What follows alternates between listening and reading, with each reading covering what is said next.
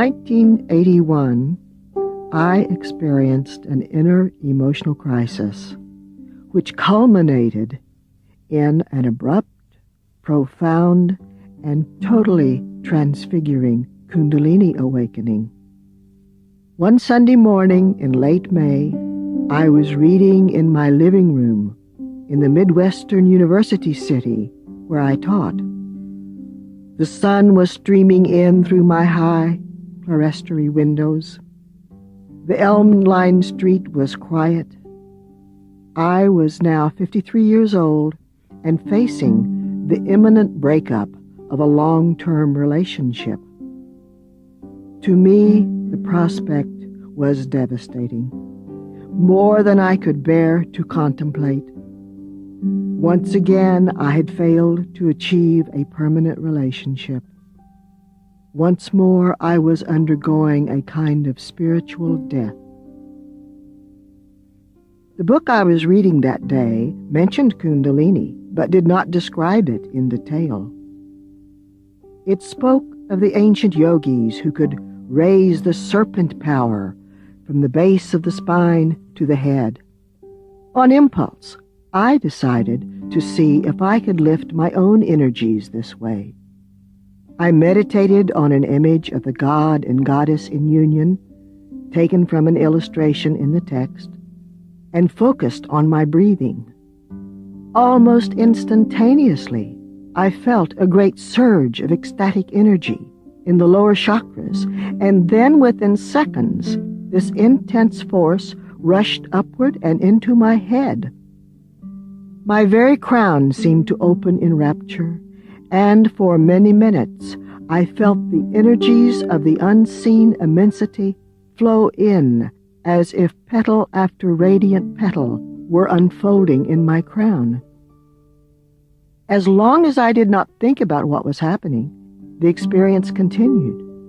But each time self-awareness intruded, the process was interrupted.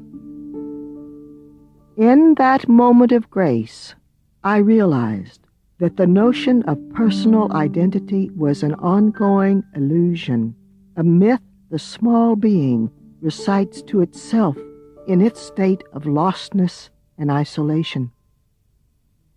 I knew that we were each one but atoms within the larger frame, the boundless real. I did not return immediately to ordinary consciousness. I remained in a state of exalted awareness and rapture for months thereafter.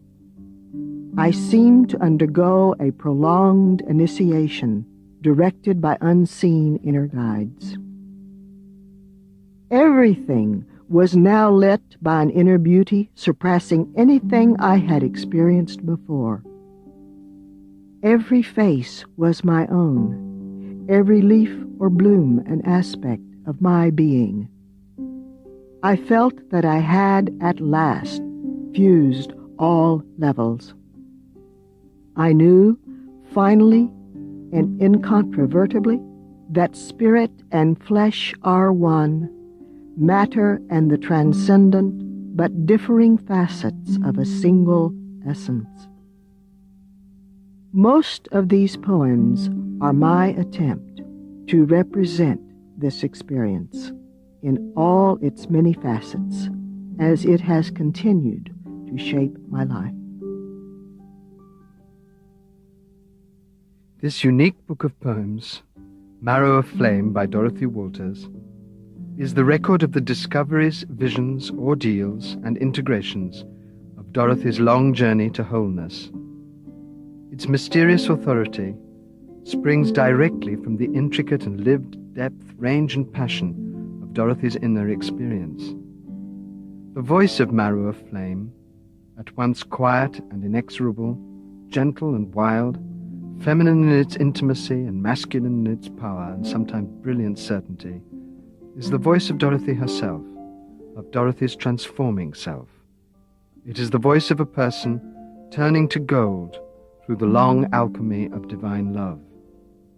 The poems of Marrow of Flame are recognizably that of a modern woman and seeker. There is nothing archaic about their diction or presentation or sphere of reference, yet they are also timeless, and often sing with the unnerving directness of the ancient mystical poets, such as Mechthild of Magdeburg or Mirabai or Ramprasad. What Dorothy has accomplished in this subtle and ravishing masterpiece is something that many modern poets have been struggling for, but without success. A book of poems that works both as canny literary artifact and mystical utterance and inspiration. The years will reveal what a prophetic achievement this is. Marrow of Flame. Drowning in God. Those drowned in God want to be more drowned. Rumi. Everything in. Nothing held back. Not the bewildered face in the mirror, the memory of the first time, the quarrel and reconciliation. This wind will sweep you from yourself, the way clouds absorb an ocean, the way fire seeks out the marrow of flame. When it is over, you will be less than a bit of twisted weed, smaller than a splinter of sea-blackened wood. You will not miss your lost possessions, nor even remember their uses. When someone shows you your cast items, your familiar appendages and agendas, even your flashing ornaments, you will look puzzled and ask, "What are these? Their functions or relevance? I have drunk from a deep well. What are these sips you offer just for the taste? I'm looking for a world, sky deep in water." Seekers. Each of us is searching for a wise man or woman to lead us, to present us a scroll heavy with answers.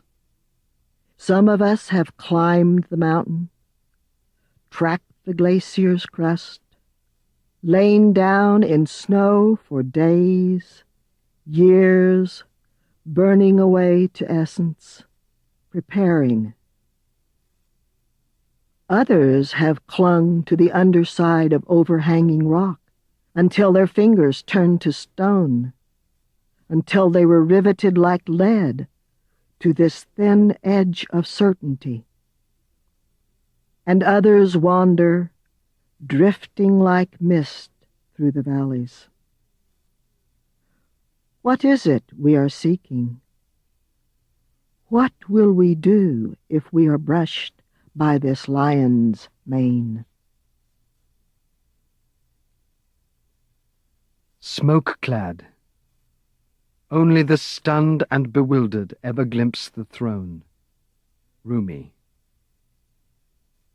All of us have been stunned enough and bewildered enough, passing again and again over landscape we could never name, sun where stars should be, moon coming forth at noon, ourselves leaping through exploding rainbows of flame, landing perhaps at the heart, the silent core, hands glowing and empty, bodies clothed only in ashes and tint.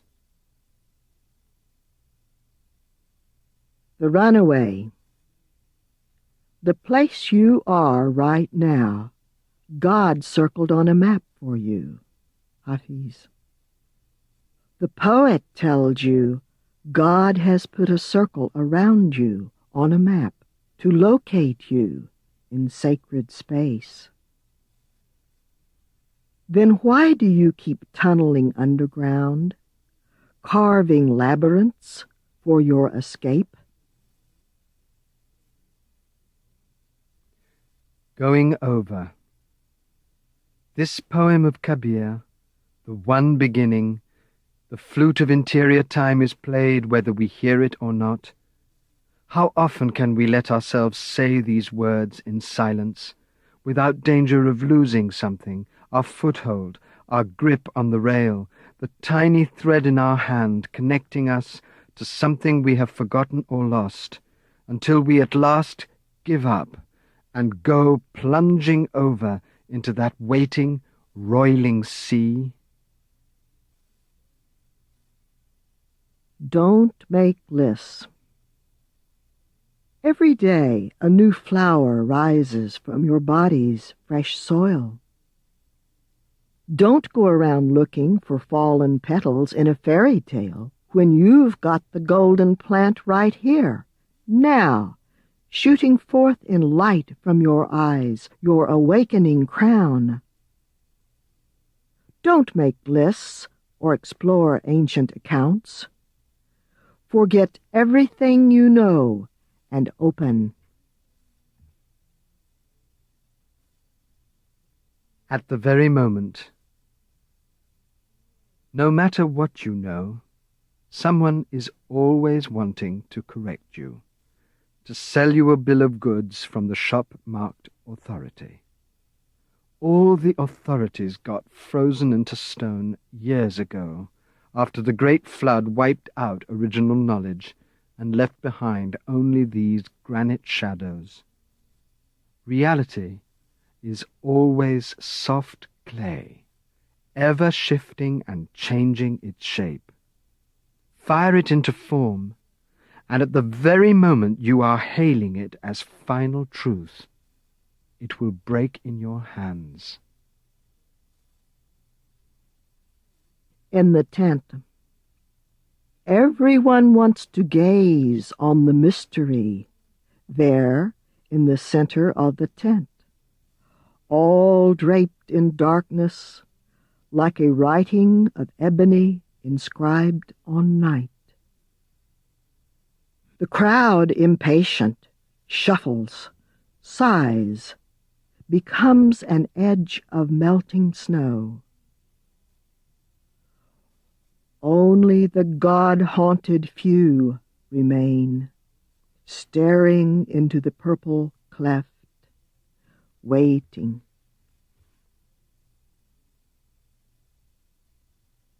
Why? Something inside me constantly bleeds towards God. That's why I keep writing, slipping messages under the door. More from the Tao. 1. When some put on robes and others bow down before them, it is already lost. 2. When some speak endlessly and others sit wide-mouthed writing in notebooks, it is not present. 3. When groups begin to look all alike and comb their hair the same way and can be found doing identical things at a certain hour, nothing is happening. The task. This is like a lover who gives no rest, but demands and demands and demands. Do you think this is a time for pausing, for lying about under the pine trees, sampling your lunch pail? If you are chosen to be the consort, do not refuse the king. If you have been outfitted for a journey to the Himalayas, do not nibble away your provisions before you reach the ice. The entry, homage to Kabir. Not from saying names or praying to statuary. Not from holding your breath till you are blue in the face. Not from twisting your torso this way, now that, till you are like a string striving to become a knot. Not from reading saints' lives or fingering a billion beads. Only this, the moment between the breaths, the stillness between the notes. A firefly extinguishes itself, bleeds darkness before its final flare.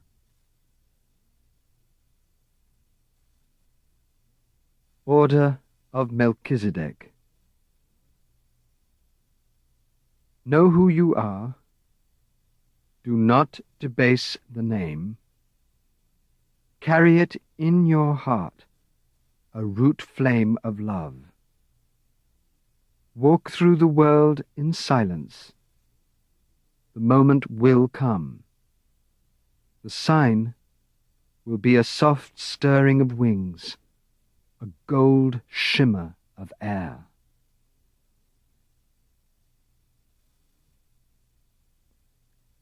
Nomads. Beyond this flame desert, other, even wilder deserts. Rumi. Here where we have traced sand circles by day, danced ourselves to lostness beneath the night's pale eye, till we fall in a love trance on the seething, swimming floor, you say, other deserts, more flaming, more wild? So, then, when we can no longer stand, we can always make our way on hands and gold-laced knees.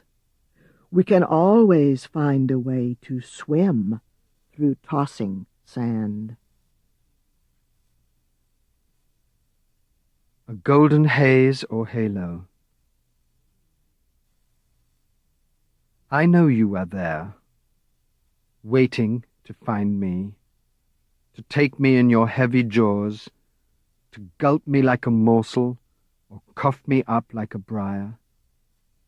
For I am covered in thorns. No, that's not so. I am slicked over, oiled, like something disguised for a celebration. I have made myself an easy prey, something to be quickly swallowed and digested, or else spat out in disgust. You keep calling, I keep looking the other way. I beg my responsibilities, my serious obligations. You hear none of my protestations. They are irrelevant, weightless as air. You sit back on your great haunches, swish your tail, make a warning growl in your throat. I no longer remember how long you have been there when you came. Each time I scanned the landscape, you are always what I saw. Your mane floats like a golden haze or halo around your unfathomable face. Now you are pacing again.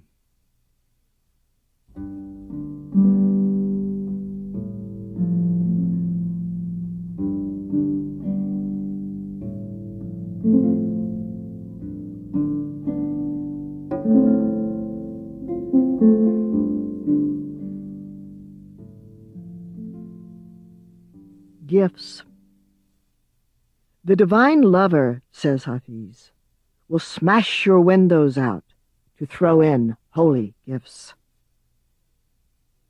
Did you realize that the windows would be all the openings into your own body, each pore, that your very soul would crumble, that you would lie awake nights listening to your bones cry out like hungry ghosts grieving their lost worlds?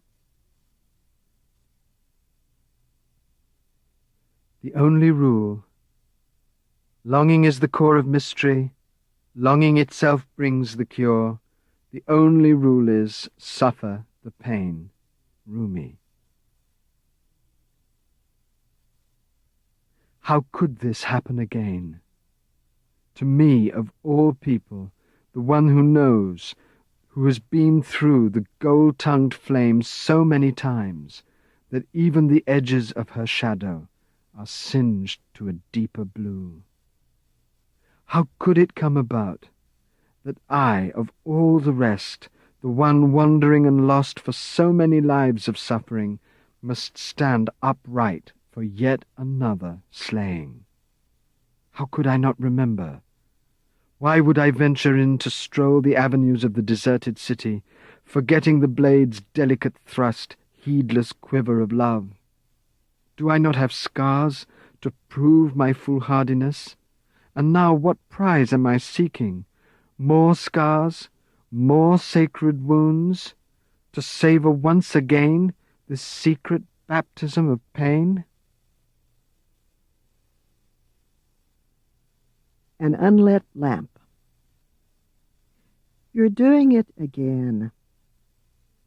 You say that no one understands you, that you've been working in darkness for generations, like a mole traveling in a circle under a basement.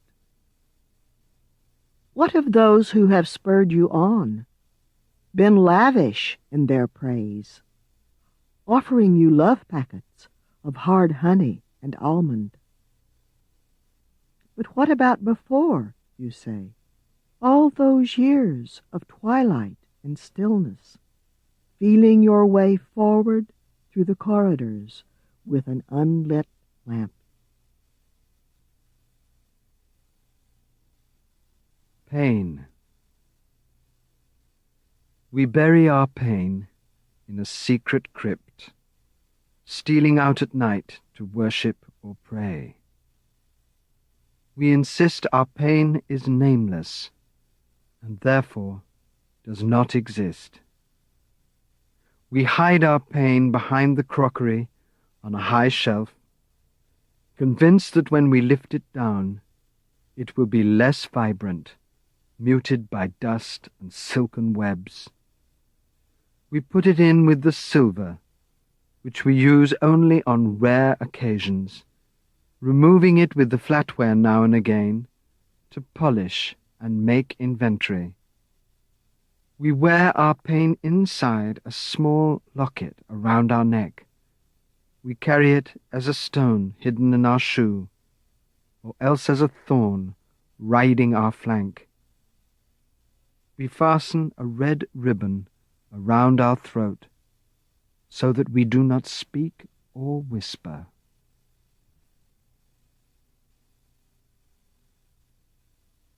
The men who denied the goddess. How she arrived in her shimmer of bright silk. Her rawness, her nakedness, her beauty. How her breath swept over them, seeping into their pores like incense, like smoke.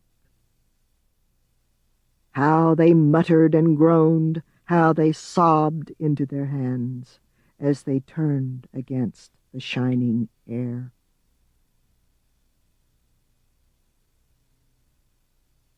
Aztecs. We have all had our hearts torn from us, one way or another. The poets offer a brief consolation every now and again. We follow them into that other world, their soft nuances of feeling, their subtle manipulations of tone. We fall into a forgetfulness, a swoon of word-longing. How dear the imaged moment, how precious the projected scene. But then we remember the block on fire, the city blazing around us, the corpse waiting in the plaza beneath the unyielding sun. The birthmark. Is God only a drop of honey on the tongue? A night owl who keeps calling to the darkness he wants for lover? Is your soul's wound just a remembrance of where the spirit kissed you as you were being born?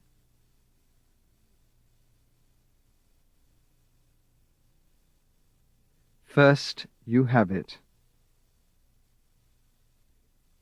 First you have it, you look around, and say that wasn't so bad. In fact, practically anyone could do this, given a little time and the right circumstances.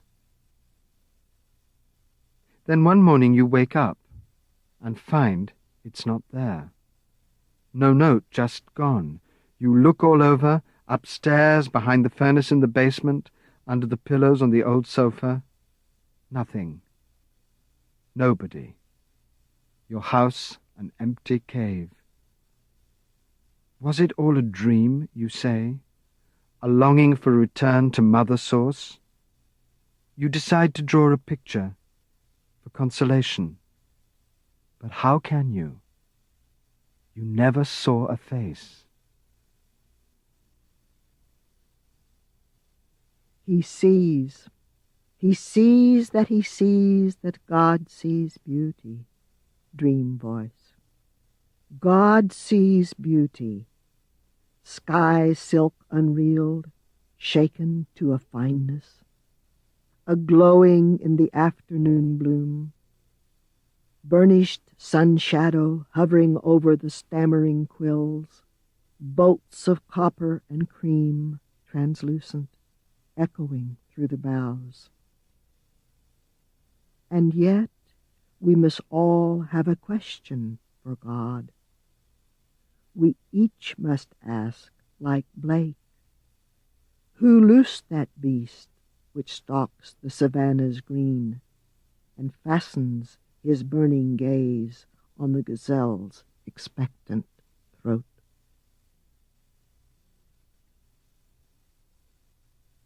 Maya. Again and again we make our world. Moment by moment it drifts away, perpetually dissolving in the descending light.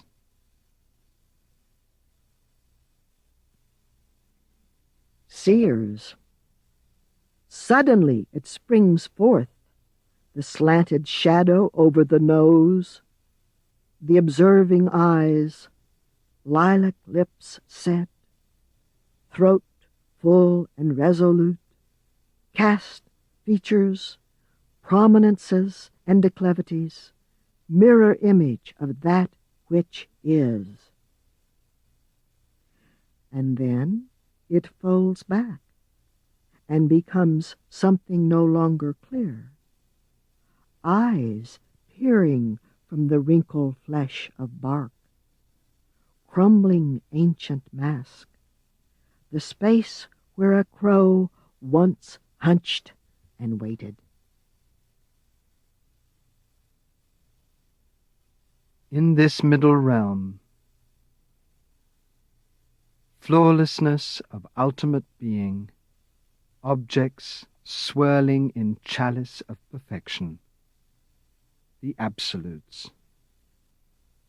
But in this middle realm, things loosen and slide and have no beginning, everything spread out moment to moment, display of inadequacies and betrayals. Was it ourselves or the other who failed? How irrelevant now. Only the final forgiveness will take us to light. What the prophets said. They said that the planet would vibrate at an ever-increasing rate. They said there would be more heat, more shaking everywhere, that many mountains and beings would be torn open, and the spilling oceans would devour the land, that time itself would accelerate until it arrived at absolute zero. Conjunction then of no time, no space, merely the terror of the real. What is happening? Moment to moment we ask, what is happening? The sound of shattering everywhere. Is it the world, fragmenting at last, or our own hearts cracking, the final break-up of ice. The dying round the holy. I am not forgiven, nor will be. Today the rain softened a little, gentler strokes soothing earth's bones, naked mouth comforting. The rivulets unleashed are rioting forth, raucously claiming their lost selves, thrashing ahead toward that majestic roar, that mother river celebration of return. I linger, cling to these drenched petals, amethyst stains soaking my hand. I clutch this ribboned stone, call forth, inhale its dark energies. I drink odor of pine, sense roots tapping my feet. When will I begin to melt, to spill toward vastness?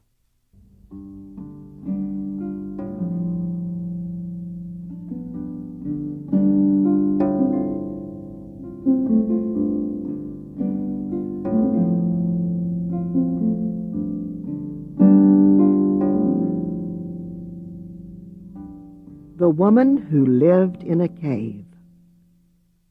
It was cold there. At night the stars came out and looked down on me, my quiet austerity, my meek accommodations, with a cool camaraderie, ice acknowledging ice. My meditations were my passion, the gods in their attributes, their colors and forms. Each had its fixed aspects, demanding perfect recall. I labored hour after hour, year melting into year. To err would risk sacrilege, shame before heaven. But the figures grew always sharper, my discernment more refined, till the images breathed with life, and I and they were one. For comfort, I had my small butter lamp and the candle. But of course I saved these for only the essential. Mostly the dying sun signaled the end of my day. Again I rose when the light flooded the valley below with filtered honey, touched the tip of my sleeping box with its prodding finger. I had nowhere to lie down properly. The box was not long enough to lie in, nor wide enough to stretch. I did not mind. My aim was not to be comfortable, but to be still and enter the silence. The only voices I heard were the crying of those mountain birds, the wind cracking against the boulders, the rain slashing at the cliff. But this was what I had dreamed of, the life I had come to live. This was the person I had chosen to be. How could I flee my Dharma? Besides, I had done it so many times before, it was easy, a familiar pattern, like a garment one folds and unfolds, moonlight, darkness. The hermit monk. Because I was nothing within my coarse shirt, I found everything without. Snail path stirring, blood slash of cardinal rising, water-stained rocks with holy faces, all entered me. My flesh became a translucent veil, admitting all freshness. My bones were wavering pillars, set in a house of light. When they found me sunk in my leaf bed, my hair was moss feathering the tree roots, my hand a shell cup holding water, and flowers burnt in my eyes. Theodora. She went through the many stages, hippodrome waif, scrabbling for fish or cast-off figs in the garbage bins, dancing for coins to amuse the waiting crowd. Finally, she did the thing she had to do. Her body was a coin, passed from hand to hand. Her voice a lute to draw the seekers near. Later, Alexandria and Timothy, man of burning tongue. What word was planted in her breast? What purpose settled in her heart? When Justinian came, she was waiting. Together they transformed a world. The lovers. If the gods are ourselves extended, then we met in transcendent space. Magnets swung round at our approach, force fields reversing in pulses. Our kiss sent clouds of passionate angels floating through one another. Our cries of love were instantly translated to sacred scrolls rippling down the side of heaven. Our gestures were repeated endlessly in myriad expanding cosmic mirrors. From afar, this landscape glistened like crystal turning to light. Persephone, you may think this is a story about a woman going down to a man, her lover, sinking like smoke into his flesh, dissolving like mist into the shrubbery. I tell you her descent was not to alien ground, but rather a spiral through herself, mysteries yielding at every turn. Oh, he was useful to her, offering as he did instruction in her own forgotten rights, leading her as he could to rediscoveries of what she had always known. He thought himself a mentor. Actually, for her, he was like someone figuring in a dream, someone occasional and indistinct, whose significance was never clear. And when, called back, summoned by Lady Mother, she rose, clutching in her hand something, a seed, a flower. She flew upward like a figure from Chagall to where that woman waited, mirror image coming clear. Already forgetting what it was, she left abandoned, all below. Merope's prayer to Isis. My call is to Isis, she of the shining spirit. Isis, come among us, we who now enter the timeless together. O Isis, let me be your creature, to serve you. Let me sleep beneath your breast where energy flows. Isis, let your voice come into my throat, your presence unwind the dance in its slow spiral. The woman who loved the goddess. At the end, nothing could save her. Names murmured by leaves stirred in darkness. sight of the stony breasts, earth fold under tree root, anything could set her off. And then she would go raging, groping beneath the shallow waves for a body of seaweed, or scratching among the earth seed, wheat, fallen corn, seeking the buried corpse sown with life. But nothing came of it. The villagers drew close, muttered together in dark circles, and at last drove her out. She seemed hardly to notice that she was leaving. One place was much like another to her now.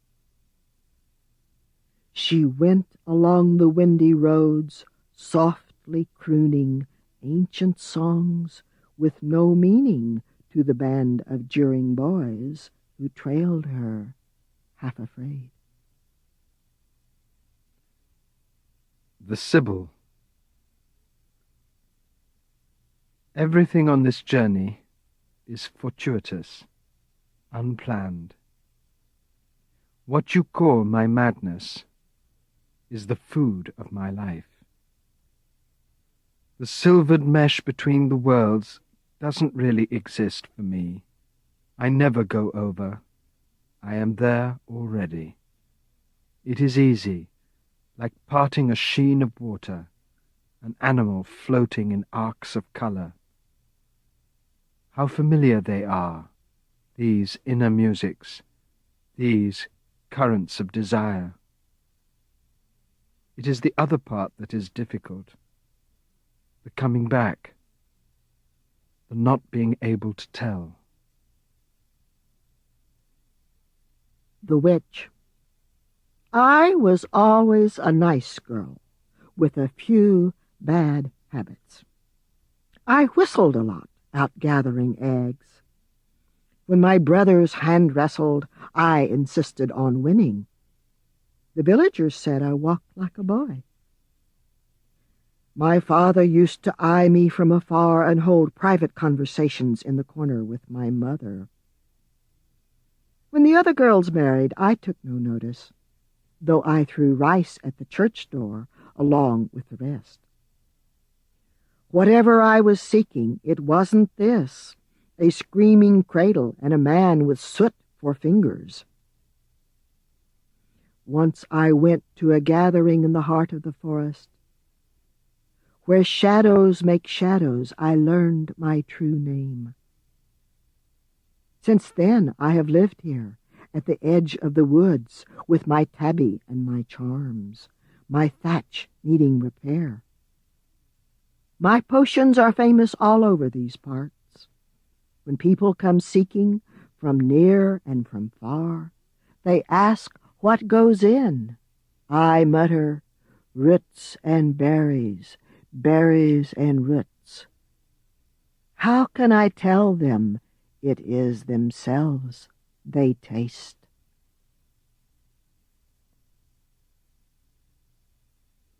The Taskmaster. You said, write verses, and I did. Word ribbons flew off my tongue, streamers of feeling.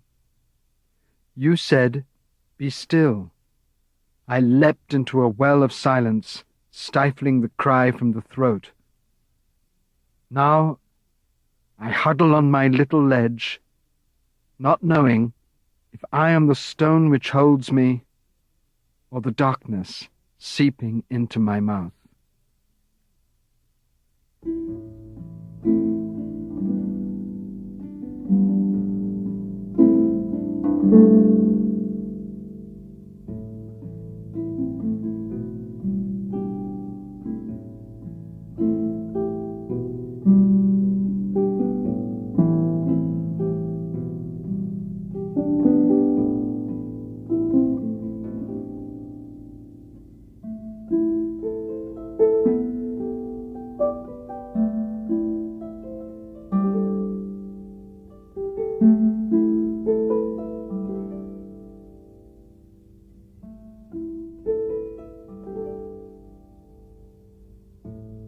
you.